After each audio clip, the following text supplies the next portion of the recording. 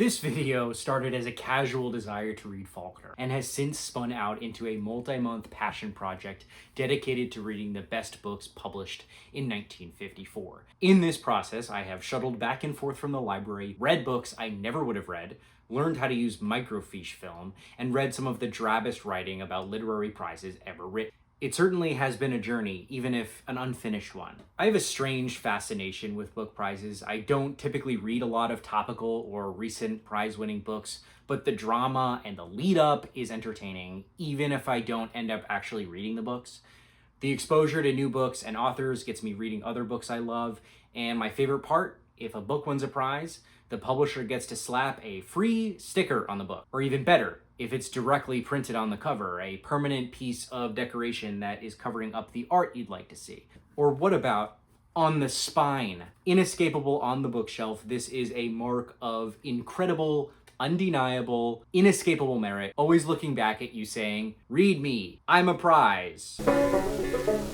At a time when I was looking to read some Faulkner, I had coincidentally noticed that A Fable, not A Fable, but the William Faulkner novel, which is not really A Fable, had won both the Pulitzer Prize for fiction and the National Book Award for fiction. Considering how difficult his earlier work is often described to be, I thought I'd try this later work. Presumably, it would have been accessible enough to win both prizes with universal acclaim, even if it wasn't necessarily his best book.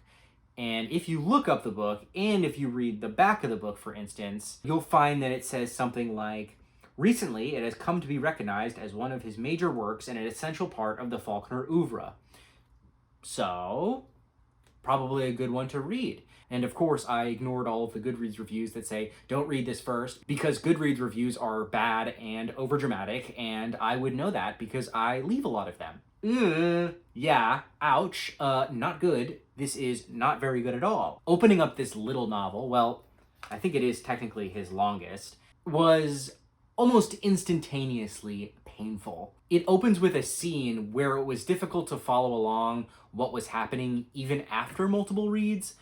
I think it was potentially to set the scene, but it really left me so disoriented I was left with nothing. There's plenty of long sentences that were brilliantly written, not just in this beginning part, but all throughout the nearly half the book I read. But they were filled with multiple clauses, run-ons to the point where you had to go back and read the beginning of the sentence to figure out what the hell is going on here. And it was just difficult to read. Even as we enter the battlefield portion of the novel, the main thrust, as it were, it gets more confusing because the characters are unnamed, well, a lot of them are, so it was difficult, if not impossible, to track down each character, their individual traits, and see them develop. I think a lot of characters are also coming in and out. It was hard to tell, and we generally have to rely on military rank designations for each character, which is even more confusing to me because there are always like many soldiers at each rank, so it's not exactly the easiest to figure out if the characters are the same dude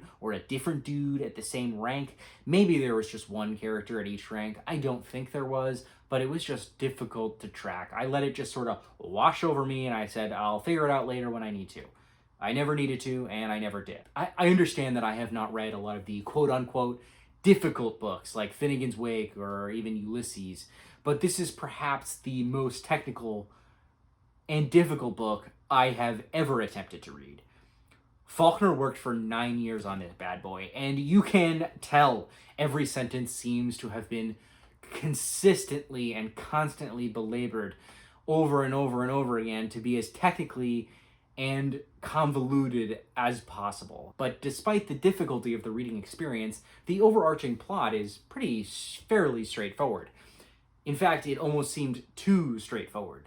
The setting is World War I. A French regiment, after a long and endless trench warfare, decides to lay down their arms and cease fire. The German regiments respond in turn by also ceasing fire and laying down their arms. This process, as we come to find out, is led by a oft unmentioned to-be Jesus figure of the book. And you can kind of see where it tracks. I mean, for fuck's sake, there's a giant cross on the cover.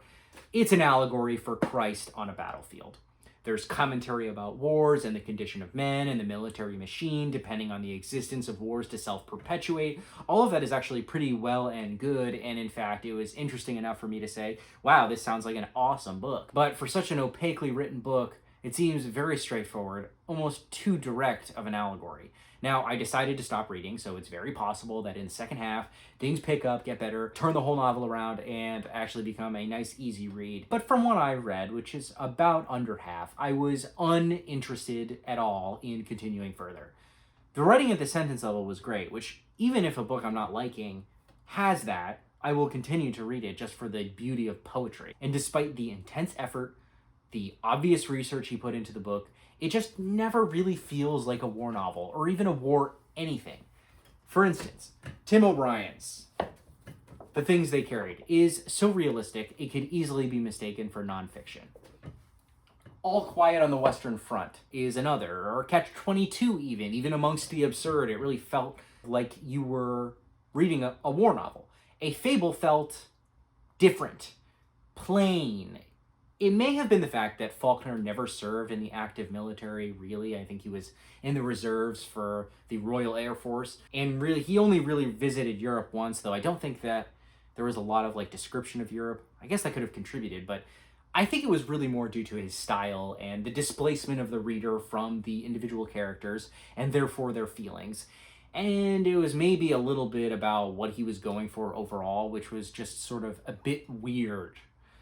Or maybe it was the dialogue. It sort of reminded me a little bit of, it's all the way up there, but Falling Man by Don DeLillo, where it's less like a dialogue between two characters and more like paired monologues with one person speaking and then the next person speaking after them. It's a supremely odd way of doing dialogue. And I think that Faulkner was just trying to make each line a great philosophical statement all on its own. But none of the characters, because of that, and because of just how it was written, seem human. A Fable is one of the only 3 Faulkner novels that do not take place in the fictional southern county of Yoknapatawpha. So maybe he felt he needed to do something very differently to stand out amongst his other work, or perhaps it wasn't just as comfortable and familiar to him being in a place he knew and grew up in, and therefore he had to alter his style and approach to accommodate that, which further obfuscates plot and reading experience for the reader. Harold Bloom, always prone to a declarative exaggeration, called A Fable a disaster, though I was able to find more favorable reviews elsewhere. Most said something like this review by Rachel Gerson in the Ottawa Citizen. A Fable was, to put it conservatively, difficult and frequently unintelligible reading. I would have to agree with that. Well, what do you think? Have you read it? Do you agree? What do you think about Faulkner? What sock color are you wearing? Give me some engagement here, all right? But as this was my first Faulkner book, I thought, isn't there a chance that this is just me? He's obviously considered a titan of American letters, an innovator of form, and maybe it's his style that does not gel with me, or I needed a different attitude, or more patience, or just maybe more education, a formal education or otherwise, to enjoy something like this. So I read something else, something more well-known, consistently lauded. This is The Sound and the Fury. Clearly, this is not an easy book. The beginning chunk that's from Benji's point of view, a severely mentally disabled man who doesn't experience time linearly, but fades in and out of reality through these memories that are inserted in between lines and italics that place themselves into the present experience as you read it. So he's sort of bouncing back and forth between memory, recent past, distant past, and the present. This provides a pretty difficult timeline to follow of his life and experiences that, if you really want to do it right, you should probably have a notebook beside the book and be taking notes and tracking when things happen and when they don't. I did not do that, mostly because I was lazy. I got most of it, I think, just through context clues, notably who was Benji's handler at the time in that piece of narrative. And from there, I was able to piece together enough to get a legitimate full story. The second part that focuses on Quentin is much more linear, but descends into a stream of consciousness as Quentin tries to usher a lost Italian girl home and then plunges back into a deep inset shame and depression that ultimately leads to his death. The last section and a half, I guess it's kind of one long section and one short section, starts with Jason and then ends with Dilsey, the house servant. Jason is a brother that remained in the house even as the family has dispersed. And with these two sections, the decomposition of the family is complete, and it's written much more in a traditional fashion, like you would read any other book, but it's infused with this previously unseen or limited sense of cruelty and deception that gives this part a really bitter flavor. It's fascinating to think about why Faulkner gave this or that character a voice and not the others. Caddy, for instance, is denied one despite being a oft-featured character in the narrative. This book is, to me, the epitome of Southern Gothic decay, and it is so poignant and powerful, and the writing was so brilliant in both structure, style, vocabulary. Each character was so unique and had such a unique voice, and everything was formed so well and so well-rounded, and it was just felt like a great, brilliant read. This is a difficult book. There is absolutely no doubt about that. But this is clearly the work of a genius. There's so much really that I could talk about this book and why it's so good. If you're the kind of reader that wants to read something challenging, I would give it a try. I think this is like a book you have to reread. It's just too complicated, too much going on, and really, you just are struggling through sort of the first kind of read. I think a second read, I would be able to get a lot of the style, function, and where we are in time, and really get to appreciate some of the more brilliant aspects. I think I'll enjoy this even further upon subsequent reading. I dinged it just a little bit because of the struggle, and it made the reading experience a little bit of a painful one at times, but I mean, you can't read this with any distractions. You have to be quiet, paying attention, hopefully taking notes. But for now, this is just really great and as one of the best books I've read this year. Before filming this video, I also squeezed in another short novel. I guess it's really a novella or a novelette by Faulkner, just to make sure it wasn't just like a fluke and there was only one book I really liked. It is the first story in this collection of 3 famous short novels called Spotted Horses. I've heard that this was later incorporated into the Hamlet. Great dialogue, great characters, good setting. It's about a couple of con men that come to a town with a wild, likely untamable horses to sell, and then they squeeze the remaining dollars out of the poor townsfolk, really as a con, and they express very little remorse. It is not my favorite plot-wise. It's not like my favorite book I've ever read, but it has this magic, this realism, this humanism, this storytelling that was lacking in a Fable. Thank goodness I didn't stop my Faulkner reading with one bad book, and I'm glad I read 2 more because now I want to read everything else. So this, I guess, leaves me with the question of the juries and judges of these 2 prizes. What were they thinking? Obviously, I'm right and they're wrong, so what happened? A Fable won both the Pulitzer Prize and the National Book Award.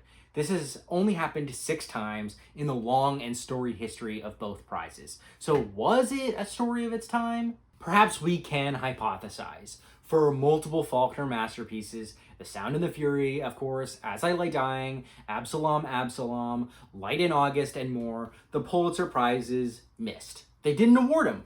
We give the National Book Awards somewhat of a pass because they were more or less started from scratch in 1950, after most of his major work was published, and he had already won a National Book Award in 1951, the second year of the new prize, for his collected stories. No major U.S. award had ever awarded and recognized his genius of any kind of work. Faulkner languished in somewhat obscurity in the general public for years, though certainly not the folks judging the prizes. The judges, whose identities were often kept secret, were usually literary folks and well-read, so they had certainly come across his work at some point.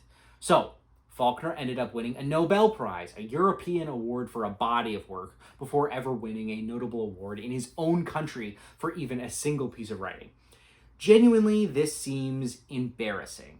To anyone with eyes, this seems very much, for a Fable, to be a makeup award for lost time. Or it's possible that all the other books in 1954 sucked and this sort of just barely peaked above the others. Perhaps there was some bit in here that struck a culturally relevant chord at the right time. It's very hard to imagine this book as very popular considering its difficulty, and the alright but not really amazing sales figures are pretty evidentiary of that. But perhaps there was something intensely relevant within the book at the time that merited the award that I just didn't catch, as literature is often a reaction to what is happening around it.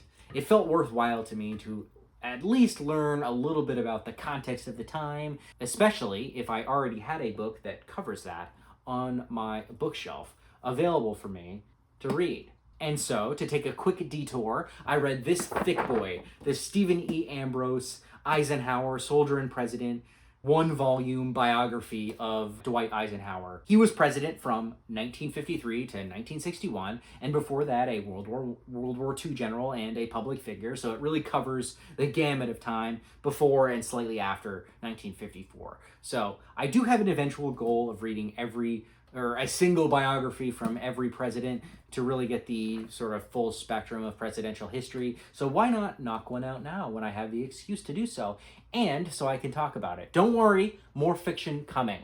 This book is fine. I think it missed a lot of the vital elements I was looking for when I started reading the book. It focused a lot on venerating the president and general and less on the climate of the country. Not the physical weather, not climate change, but, like what's going on at the time. And so when, in the book, riots start happening in Little Rock in protest of a few black children attending a school with white children, and the governor, Orville Fabus, what a name, you kind of have to be racist if you're born with a name like that, a very conservative Democrat governor, and its sudden occurrence in the text was jarring to read. Obviously, I knew Jim Crow was in full force, but to have this will be one of the first mentions of race in a deeply racist nation after going on for far too long playing towards trivial issues like the half-hearted defense he laid for Eisenhower's clearly inappropriate relationship with an assistant, this all seemed wrong. I definitely was not getting the full picture of the country, like what was playing on the radio, what foods were people eating, how are they reacting to the post-World War II economic boom, even political stuff like that. What were their general concerns? I mean, some of their concerns, of course, must have been the escalating tensions with the Soviets and the potential impact of newly developed nuclear weapons, evidenced by the popularity of authoritarians like Joseph McCarthy. Republicans were investigating embassy libraries, rooting out books that might be favorable to communism in a very broad sense, and literally, in some cases, burning them. Not in the book. The equation of homosexuality with communism, with gays and lesbians banned from taking government jobs under Eisenhower's Executive Order 10450 in 1953. The end of the Korean War, of course, is in there, but what's not in there was really much of the American response to it. Oh, and also not in the book, 2 new states. Hawaii, which was en route to statehood, was delayed for another 6 years, not because of the obvious issues with the sovereignty of the islands and the coup, the American-sponsored coup to dispose the queen there, but because Southern racists didn't want brown Native Hawaiians to be U.S. citizens. Yes, I'm serious. This country has experienced some racism so comically awful that it doesn't even make a footnote in this giant biography. While I'm glad his time as a child and young man were greatly abridged here, how do you write a 600-page book and miss most of the context and events I was looking for? Perhaps there is a better book on Eisenhower's presidency, or a lot was cut from the original 2 volumes, so I doubt it. But this was sure a long read for just fine. I mean, I could read a short book and sort of zip through it, and if it's not that good, I haven't wasted much time. But 600 pages for subpar, I'm not reading another biography, all right? And so this and a few Wikipedia articles are the best you're going to get for context of the time. At least from my reading, there was a couple of things that popped out at me. The United States was coming off nearly its 3rd war consecutively, the Korean War. The culture, heavily reactive to the radical politics of communist countries, had retreated to a more conservative ground in electing Eisenhower in a landslide. And since literature with supposedly communist leanings or themes were being rooted out from government libraries, both by members of the general public and from government actors, perhaps any subversive, unpatriotic literature became unpublishable. Certainly, since most black people weren't afforded any education but what they could provide for themselves, let alone access to the publishing companies, which were mostly white, and readers who are mostly white and discriminating, you'll find that all of the books I discuss here are from white authors. Being gay at the time was tantamount to communism, a great evil, so certainly there was no queer literature being published either. That leaves a palette of books that is much narrowed, but that said, a lot of classics and great work comes out of white, presumably straight authors every year and every year previously, so a narrowed range isn't an eliminated one. However, connecting events in history to a novel that was 9 years in the making is not really easy. The endless wars certainly could have exhausted Americans who resonated with the battlefield Jesus of a fable, yet initial support for the Vietnam War a few years later was high, so maybe not? In 1954, America was deeply Christian, so a crucifixion allegory certainly would not have been out of place, though America has always been deeply Christian. Other than that, I really wasn't finding anything strong to connect a fable to the political climate. And so I set out on a strange, hopeless mission to find out who should have won. Obviously, to say that William Faulkner doesn't deserve a Pulitzer Prize or a National Book Award is a preposterous statement. I know that. He obviously does. Just not, in my opinion, in 1954, or I guess it was awarded in 1955, for A Fable. And a past miss on not awarding him previously doesn't justify a present mistake. They don't really cancel out like that. Can we determine if this was truly a legacy award, or were the compatible merits of literature published at the time just weak? Yes, we can figure that out, but not quite yet. Let's get there. Obviously, identifying the best book, even in a single year, is a ridiculous task. I'm not going to be reading all of the books published in 1954, duh, and I don't really expect to succeed in this effort. Newspapers and magazines try to do it, individual critics try to do it, individuals with a lot of time on their hands like myself try to play their hand at it, and committees on book prizes get together each year and award at least one book, while most of the time nominating others. But I'm going to give it a good try, and I think I can with the power of retrospect. Why did I start with these two book prizes? Well, prizes are an easy shortcut for identifying the best books or books published in a certain year, though they themselves are careful to claim that this isn't really what they're doing, preferring words like most distinguished rather than best. I wish people called me most distinguished sometimes. I guess I'll just have to settle for being best. But they generally sort of know what they're doing. They're awarding the best and brightest books. And these are the experts I'm talking about with the title of my video, or the presumed title of the video. I haven't really fully come out with one yet. The ones some rich guy or some industry professionals have appointed as our book judges. Nowadays they're foundations, but you cannot negate the impact that corporations and publishers have on the prize nomination process. And we're sufficiently distant in time now where I can take a look back at a book and say definitively, you were wrong, or you were right. And so this video will just center on the books that were in potential contention for the Pulitzer Prize and the National Book Award, the ones we have documented proof of that fact. And these are, of course, all American books and American nominated books. Let's get this out of the way. All book prizes are deeply flawed. Everyone, for instance, knows The Catcher in the Rye, a coveted American classic, which is one of the most well-known, well-loved books to ever be published in America. And yet, this little book won no major prize, and it lost to two formidable war chonkers. James Jones's From Here to Eternity, which is right here behind me. This is the version without the gay sex scenes, unfortunately. They were added back in a later Penguin version, so maybe it's worth buying that one, though this is quite long already, tapping out at like around 850 pages, so any more text would make this practically unreadable for me. Oh, and Herman Wouk's The Caine Mutiny. The Great Gatsby? Yeah, no awards. not even a nomination. Paco's Story by Larry Heineman is now more well known for beating out Toni Morrison's Beloved in the National Book Award than anything else. 2/3 of its Wikipedia article are about this controversy. Even this year's awarding of the Pulitzer Prize to Jane Ann Phillips's Night Watch has some folks scratching their heads, though I don't really have any personal strong feelings about that. Awards are imperfect. You know this. This is the coldest take in literary history, but that is part of the fun. Come with me for a moment. Is it possible that the supposed experts may have missed on the winner, but the other nominations were good enough?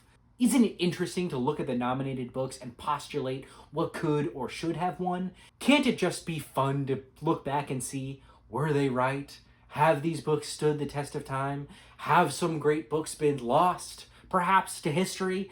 There is only one way to know, and that is to read them, which I did, specifically the books that were nominated for both of the two awards. I read most of them, or what I could. Spoilers to come. So the Pulitzer Prize in 1955, which awards a book in 1954, or maybe the very end, tail end of 1953. I'm not really sure when the cutoff is, but at the time it had 3 judges. Carlos Baker, best known for being a scholar of Hemingway. He has a PhD in English from Princeton, and then later he became a novelist, though not at that time. This was many years later.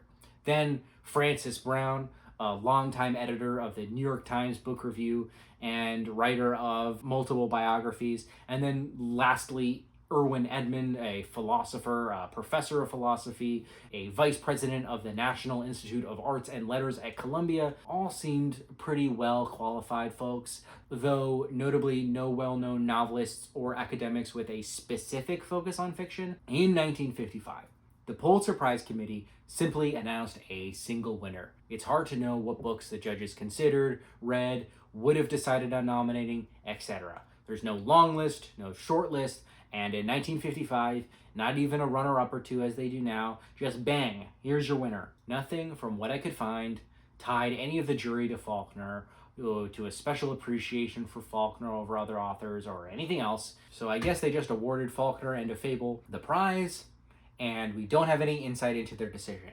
Right? Would there be a video if that was the answer? No. Let's take a step back and examine the hopelessly Kafkaesque bureaucracy that helps decide who wins a Pulitzer. Any Pulitzer, not just the Pulitzer for fiction. There's a jury, of course, kept secret.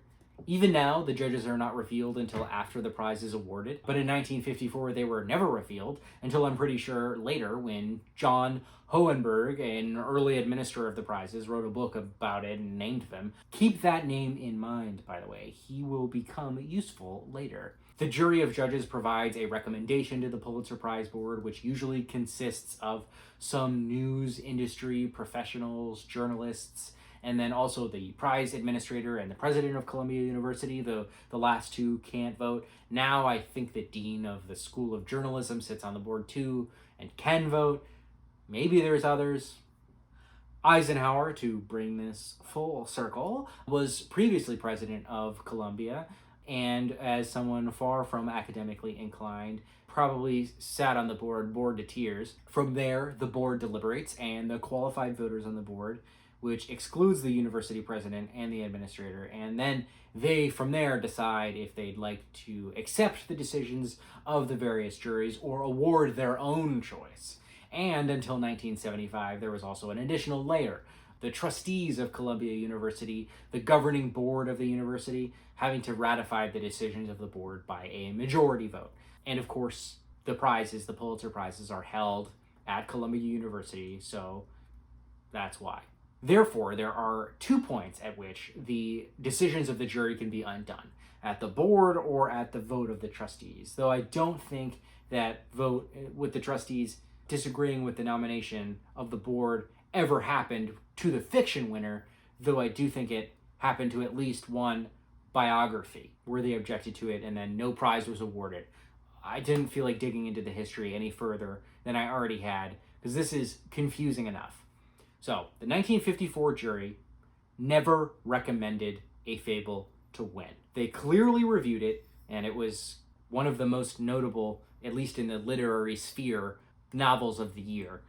The trio of judges actually selected Milton Lott's The Last Hunt, a debut novel from a relatively unknown author. The Last Hunt is a good book. It's not impossible to find nowadays, but it's certainly not in plentiful quantity, with a few stray used copies online that quickly climb in price after the first one or two you find. This edition, which is the Pocketbook's Cardinal edition of the book, which I think was the last time this was ever reissued, is soaked in cigarette smoke.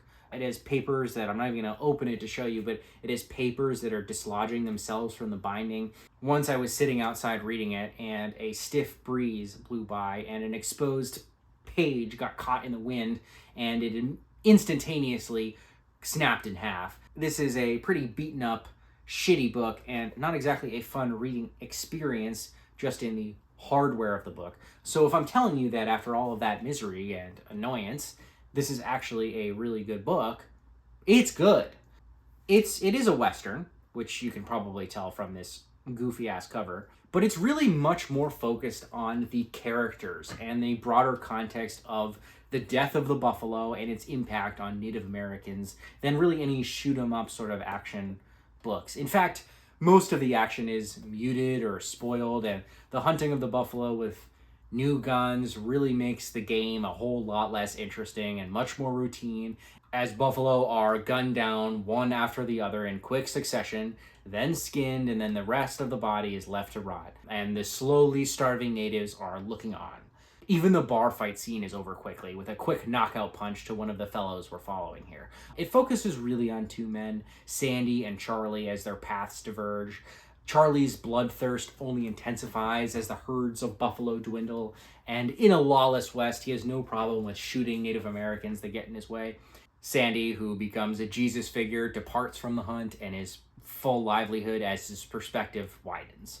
The beginning is slow, but that changed for me when I hit this particular scene where this baby buffalo calf, just born and his mother just shot, imprints on Charlie, and he follows him around like a puppy, even after Charlie gets increasingly more annoyed and abusive to it. Finally, in an act of frustration, or maybe just for fun, he shoots the calf, and its still twitching body, desperately, even in near death, strives towards him, bleeding, calling for his parent. This is gruesome, saddening, and a microcosm for man's wanton destruction of nature. And it's really far from a perfect book.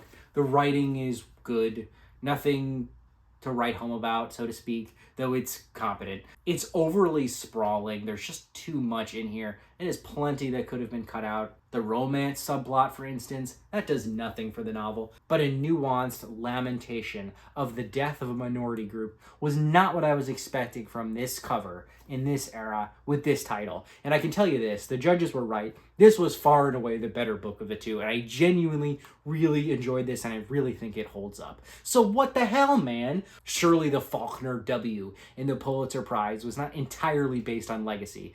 There was some appreciation of the quality of the book, right? No. It was all legacy, and we have the evidence to prove it. First of all, the board likely did not read both books. They may not have even read a Fable. Milton Lott was not a well-known name, not really on anyone's radar, and the time between the jury decision and the board meeting was really abbreviated, and to knock out two 400-page books, let alone all of the other contenders in the other categories, probably it did not happen. John Hohenberg writes in his book, John Hohenberg, A Pursuit of Excellence, certainly a fantastic, very humble title of your own sort of autobiography, writes exactly that. To quote John, I suspect not too many board members read either book. The Wikipedia article for both William Faulkner and The Last Hunt blame Hohenberg directly for the Milton Lott snub. However, Hohenberg, the only source of information, and the citation on the Wikipedia article, tells it slightly differently. So it's overly simplified. He did bring up the topic of Faulkner not previously receiving a Pulitzer to the board to discuss, after, of course, consulting with Joseph Pulitzer himself. But in both A Pursuit of Excellence and in his other book, The Pulitzer Diaries, Hohenberg said it was Harding Carter II, editor of the Delta Democrat Times, who gave an impassioned speech on Faulkner's behalf, and the other members quickly agreed with him. Hohenberg didn't even get to vote due to his position on the board as administrator, though he surely could have influenced the others, though he doesn't really talk about that in the book. But it was really the voting members who overruled the jury. Harding Carter, too, was a Mississippi resident, and it was a matter of state pride that Faulkner, also from Mississippi, would win the award. Milton Lott, being a young debut writer, would have his day, Harding Carter said. Well, Lott never did. He did write 2 more novels, but neither won any major award despite positive reviews, and he more or less faded into obscurity. The judges were upset, understandably. Carlos Baker was furious, spending an hour digging in his garden, fuming, and then after feeling a little better, said he would write an encouraging letter to Milton Lott. And I'm sure that did a lot for him, or maybe it assuaged his feelings. He was probably pretty frustrated. Francis Brown was also upset, saying to Hohenberg how disappointed he was in the board. No noted comment by Irwin Edmund appears in either book. The board must have been feeling feisty because it overrode the editorial jury's decision, the editorial cartoon jury based on the supposed wishes of the elder, now deceased senior Joseph Pulitzer, and the photography jury. Then later in that night, a couple members of the board rushed out to see Cat on a Hot Tin Roof, a dubiously eligible play by Tennessee Williams, as they were set to overrule the drama jury's recommendation of Clifford Odets' The Flowering Peach, though no one at the time had seen Williams's play. Disaster. The two who seen it sort of formed a mini judge board, and Cat on a Hot Tin Roof eventually ended up winning the prize. It probably was the right decision at the time to award Cat on a Hot Tin Roof in retrospect, but still kind of messy, right? So to summarize, the board overruled a whole bunch of juries that worked for months reviewing media just to award prizes based on gut feeling, past mistakes, and the wishes of a dead man, even if they haven't read or seen any of the media they were awarding. This is why the Pulitzer structure is extremely flawed, because you have these bunch of egos sitting on a board deciding who they want to award after doing no work. The National Book Award, on the other hand, with no such convoluted layers of bureaucracy, still came to the same decision. How? In the preface to the National Book Awards for Fiction, an index of the first 25 years by Joseph F. Trimmer, a professor at Ball State University, states that the National Book Awards were refounded in part due to the controversies surrounding the Pulitzer Prize, its secrecy, and its dedication to picking books that were more favorable in their view of a wholesome American life versus just picking the good books. Writers themselves would be fully welcome onto juries and their names freely announced to the public a year in advance, which was particularly ironic because finding their names was so goddamn difficult for me, because the National Book Award doesn't put those judges, for instance, on the website for that year, and it's not listed anywhere else. Eventually, I was able to find a snippet of an advertisement on Google's book archive that allowed me to then find and then comb through multiple editions of the ALA Bulletin, which taught me, wow, there was a lot of printed paper back then, and finally find a full list of all the judges for you. Interestingly, Randall Jarrell was both a judge for poetry and a nominee, though for a different category. I wonder if that has ever happened before. The judges were Malcolm Cowley, best known for being an editor and literary critic, Paul Engel, which is a writer and then a director of the Iowa Writers' Workshop, which, strangely enough, received money from the CIA to sequester within it foreign and domestic writers and somehow keep them from writing about communism. I don't really understand it, but it also set the model for a lot of future writers in writing, and is oft criticized for narrowing the literary landscape by basically influencing all of these early writers. This is a crazy story for another day. Elizabeth Janeway, a novelist and the woman responsible for the Star Trek captain being named Catherine Janeway instead of Elizabeth Janeway because they didn't want to associate the captain with a known historical figure. So Wallace Stegner, the influential founder of the Stanford University Creative Writing Program, is a writer and an activist who more than 20 years later would also win the Pulitzer Prize for Fiction, and then later, after that, the National Book Award for Fiction. Lastly, there was Robert Penn Warren, the only person to have won both the Pulitzer Prize for Fiction and the Pulitzer Prize for Poetry, and was also a poet laureate of the United States, wrote plenty of novels and poetry. I'd say this was a pretty well-qualified jury. Not as well-qualified as me, an eminently successful content creator who reads a little, but, not receiving money from the CIA as far as you know, so I got that leg up there. Malcolm Cowley was the perfect choice for Faulkner on any jury evaluating his work. First of all, his name is on the back of my book, praising it. He is the Faulkner guy. It says right here, in Malcolm Cowley's words, some of the most powerful scenes he ever conceived. On the first page of the Faulkner-Cowley file, a book dedicated to a collection of decades of letters back and forth from Cowley and Faulkner. And in the preface, he takes credit for discovering Faulkner. He does give some credit to Sherwood Anderson, writer of Winesburg, Ohio, a collection of related short stories about a fictional town in Ohio. He says that he was responsible for getting Faulkner a publishing deal, which was probably the most important aspect of Faulkner's name being out there, but Cowley's probably right. He's perhaps not the discoverer of Faulkner, technically, but he can certainly take credit, at least in a large part, for Faulkner's rise in popularity in the 1940s. Cowley's advocacy for Faulkner's work at Viking Press led to the printing of The Portable Faulkner, following in the footsteps of The Portable Hemingway and others. It was a collection of excerpts and short stories and other notable aspect of Faulkner's work, including, I think, his Nobel Prize speech. Basically, this made Faulkner popular. Cowley published fawning essays. He definitely sent him plenty of brown-nosing letters.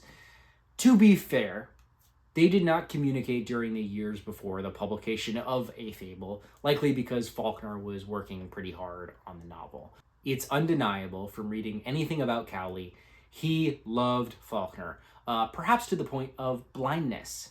In his review of A Fable in the New York Herald Tribune Review of Books, Cowley calls Faulkner a hairy mastodon in a field of sleek, tan dairy cattle. Little homoerotic. Though he even lets slip that he may not have enjoyed this work as much as the others, mentioning, perhaps I expected too much of it, even though it offers a great deal. He finishes with the assurance that it is likely to stand above other novels of the year like a cathedral, if an imperfect and unfinished one, above a group of well-built cottages. So, we already know that one of the judges was not a fan of other published work that year and will be gung-ho for A Fable, both as a means of a personality trait and reputation, but also his already public commitment to loving the book. Robert Penn Warren, on the other hand, did not give his selection of the award away so easily like Cowley, but all signs pointed the same way. Warren edited and wrote the introduction for Faulkner, a collection of critical essays. In his introduction, he says, "What happened to me happened to all book-reading Southerners I knew. They found dramatized in Faulkner's work some truth about the South and its own Southernness that had been lying speechless in their experience." A poet, right? When Warren was a student at Oxford University, before he had published anything, in 1929, a friend gave him a copy of Soldier's Pay, Faulkner's first novel, which, in his words, made a profound and undeniable impression on me. Faulkner was clearly an early influence on Warren, just when he was starting to write, and he carried that admiration for Faulkner for decades afterwards. I am currently reading this movie tie-in edition, which actually isn't too bad as they go, but it is All the King's Men by Penn Warren. This is his most well-known book, and it won the Pulitzer Prize for Fiction in 1947, and I am really enthralled so far. This is very good. There are certainly shades of the Southern Gothic in its plotline of the rise and fall of a local politician, but nothing I can connect directly to Faulkner's influence.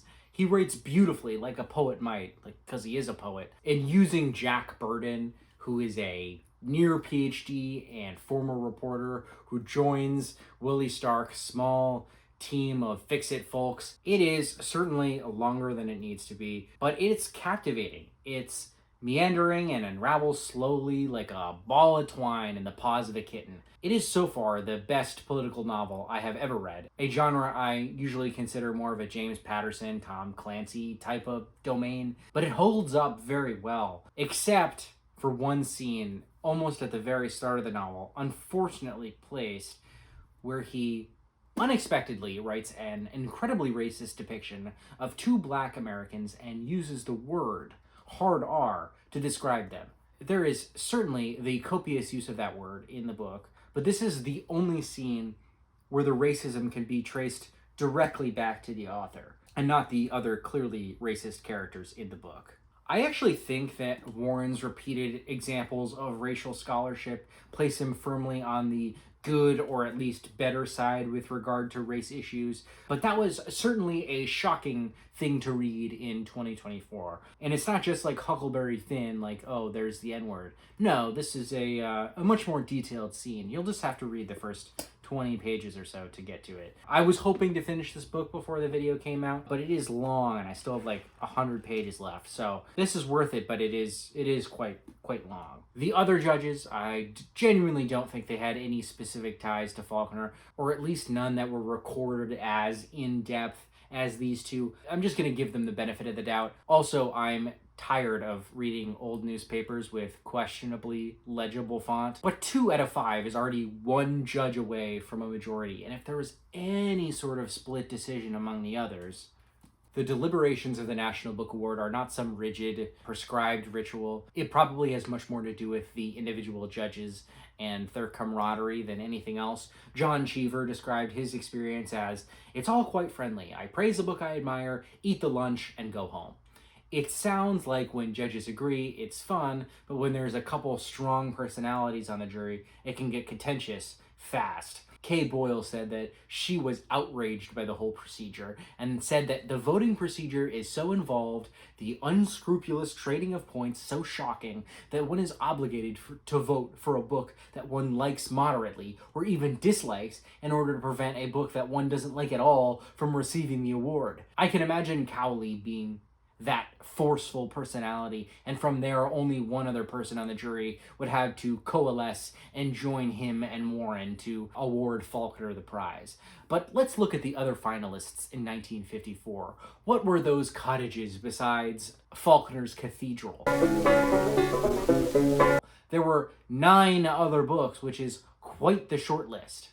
The Last Hunt by Milton Lott is also here. That's good. What else? From worst to best, David Grubb's The Night of the Hunter, a horror thriller, does not look very good to me. And he made John swear that he would guard his little sister's life with his own if need be. And they took Ben away and sentenced him to hang.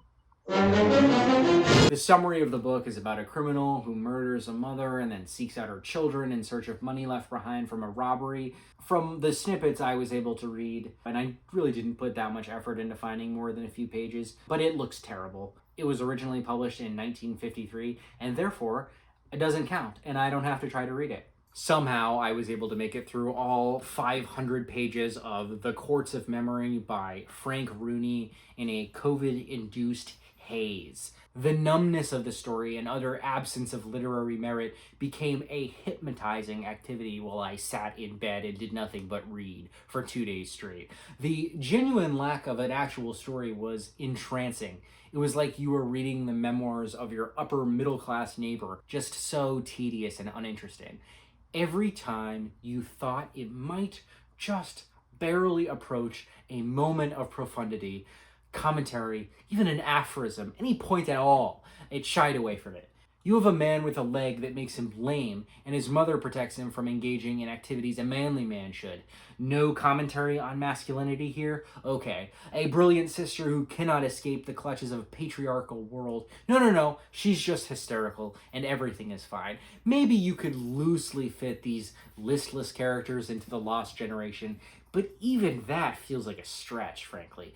The only aspect of these characters I appreciated was that each of them suffer from some sense of inadequacy, and that I think was at least a good characterization. An extreme stinker of an almost impressive degree. It clearly was a genuine, heartfelt effort, but any genuine points seem to quickly vanish when, as soon as we encounter just one black person, it's immediately racist. Why did you have to write them so racist? Oh my god, what a waste of paper. It also has the ugliest cover ever granted to a book. Just look at this.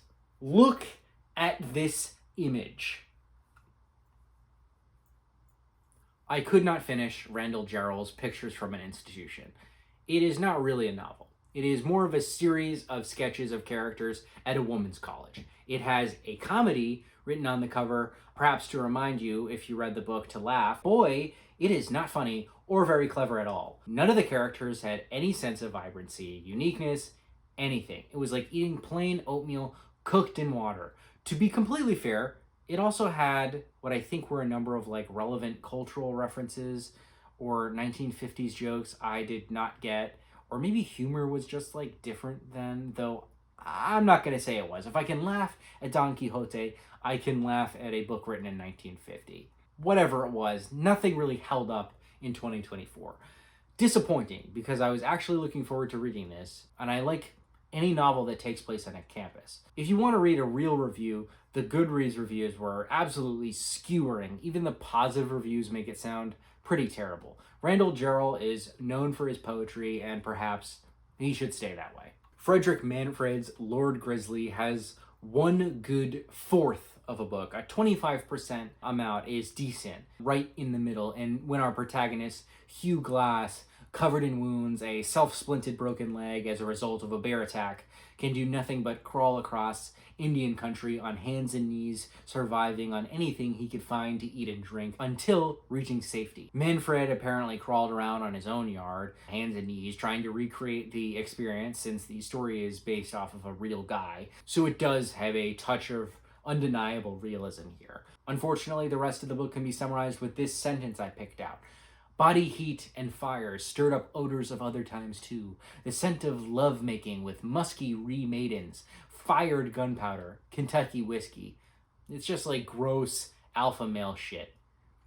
And from a literary perspective, completely uninteresting. Just like masculine wankery written in flat, lame prose. Larry McMurtry apparently likes it because his quote is on the cover, but I sure didn't. William March's The Bad Seed is about an evil child.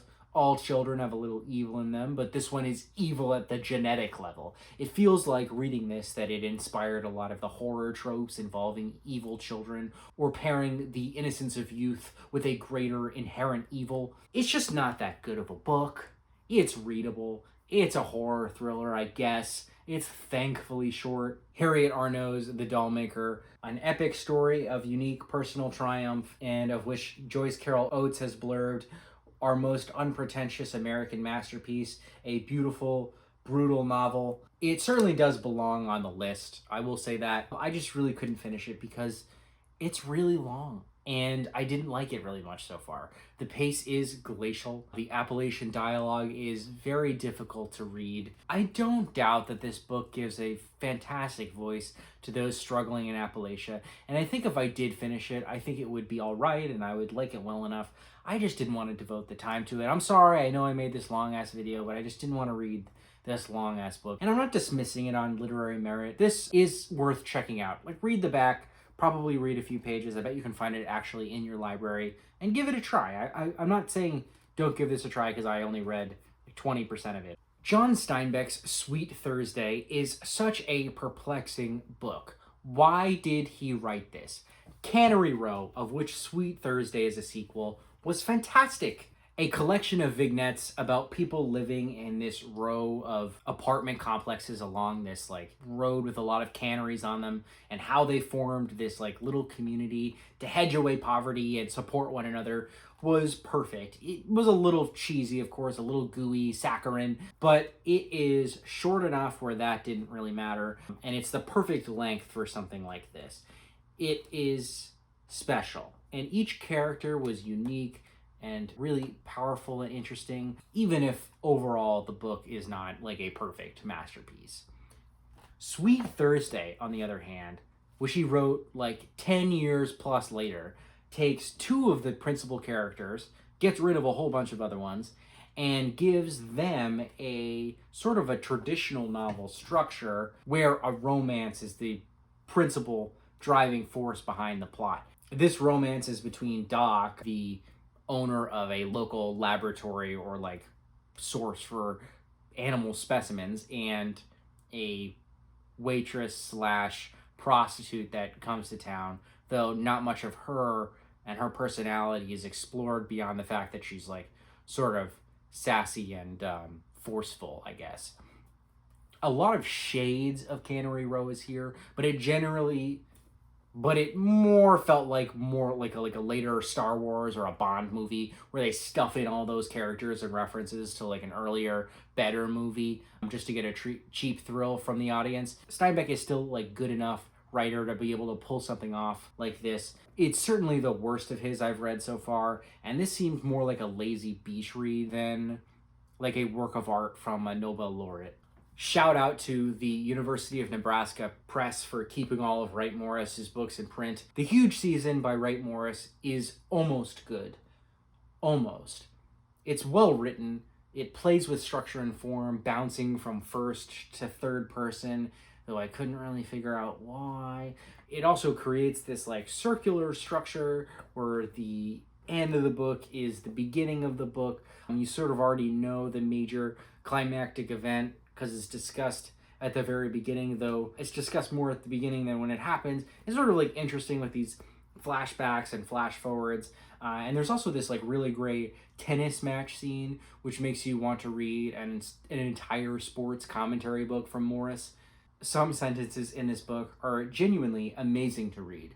The problem is, though, he rambles on and on and on. There's a whole page just to describing our protagonist's friend's very normal leg. It is certainly the most firmly set in 1950s novels on the list, and that is because Morris takes the time to describe literally everything around him and his characters in great detail, from the Coke bottles in boxes of straw to phone etiquette at phone booths. Most of it follows a group of limp, white boys attending university half-heartedly and doing nothing of interest.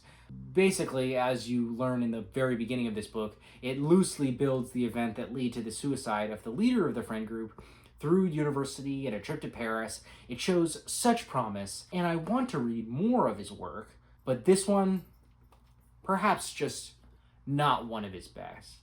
It's definitely a much better picture of the Lost Generation than Rooney's Dick and Brace, the two principal characters of this boring-ass book, but a far cry from Hemingway's group of fellows plus Brett in The Sun Also Rises. Hamilton Basso's The View from Pompey's Head, a bestseller at the time, but has since slipped into obscurity, is also one of those like almost good novels. It follows this half-hearted skeleton of a plot structure with our protagonist lawyer returning home to confront an author whose wife is pursuing some lost royalties from a book that the publishing company says were already paid. It's a nuanced picture of a man's experience coming home to a southern town that he loves and the people that he loves, but acknowledges that it is deeply flawed, particularly in terms of its racism and associated mostly worthless ancestor worship. There certainly are shades of To Kill a Mockingbird, which was published later, especially in the court scene where a black man is unjustly put on trial, though here in this book he has a different outcome. But also just like has too much reverence for his home and therefore cannot properly diagnose the problems and delve into the horrors of racism with any full means, though I'm not even sure his publisher would have allowed him to if he tried. His attempts to skim the surface are at least partially admirable. He should have tidied up the novel by removing about 100 pages or so, at least in my opinion. But any more criticism, I'll just really be getting nitpicky here. He's certainly not a brilliant writer, but it's good enough. The romance, though, however, that nearly ruins the book. It is so unnecessary and really just like sours you on Anson, the main character here. Is that it? Damn, that was a pretty weak list. Outside of The Last Hunt, There is not a book on here that I would say rises to the level of winning, let alone being nominated for any major prize. The Bad Seed, The Night of the Hunter, and Lord Grizzly seem to have been inserted into the finalist list directly by the publishers, because I cannot imagine those smart, intelligent writers selecting those books to win any sort of prize. As much as it pains me to admit it, I could see quite quickly how a jury could eventually gather together all the information from these finalists and award a Fable with the prize, especially if these were the only options, because at least Faulkner was ambitious and he did something here, right?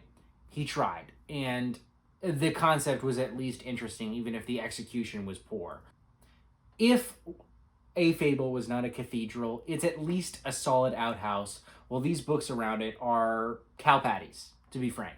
Sheesh.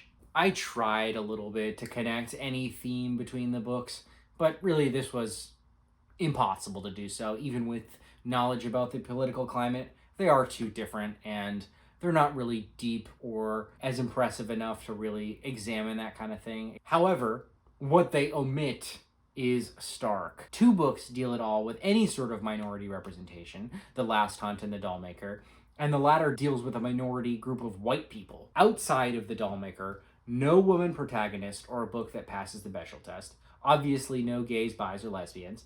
Nothing subversive or political, except maybe to a degree with The Last Hunt, though certainly no relevant politics at the time.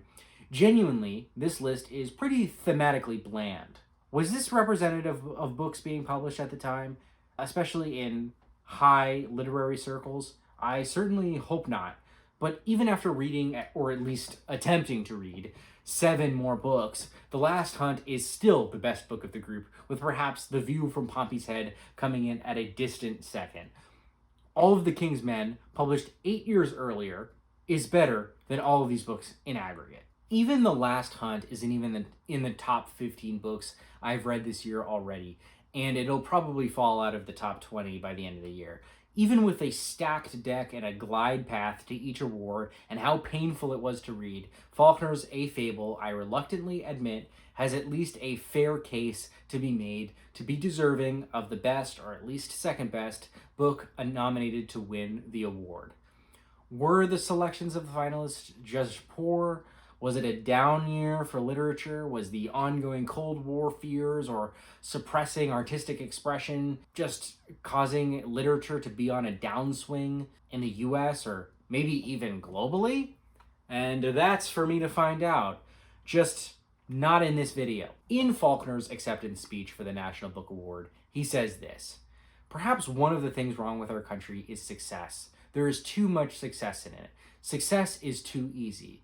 Looking back, we can apply this sentence to both how he breaks from it and the difficulty he had in getting his work recognized in any echelon of literary scene, even though he himself shunned personal fame. I assume that he really did want his work to be recognized. And now we can see how easy it was for his latest book, buoyed by his reputation alone, to win 2 coveted fiction awards. A Fable is not one of the books that we think of now when we consider Faulkner's legacy. It doesn't even crack page 1 of the books rated on Goodreads on his author page, which is at least a fair, if not rigorous, metric for showing what books of his are actively being read. In 1954, the rolling contribution of everything he had ever created finally culminated in him winning the 2 most prestigious awards in American fiction. But we're not going to stop here. Do you really think I'd pause at just the National Book Award finalists, take my ball and go home after reading all those lame books? Hell no. I'm going to be finding the best book of 1954, whether it's produced in America, in Asia, Africa, Europe, another planet. Should I be able to read the translated language? I'm finding it. It's not going to be right away. It's not even going to be probably this month or maybe even finished by this year, but it will happen and I will read it. I want to shout out the librarian who helped me with the microfiche, librarians at the delivery desk, the 2 cats that ran all around this video, jangling their little chains so that you can probably hear that sound in the background. And of course, stick around, subscribe, or mash whatever button is in your vicinity. And thanks. Oh, I've got no sugar baby now.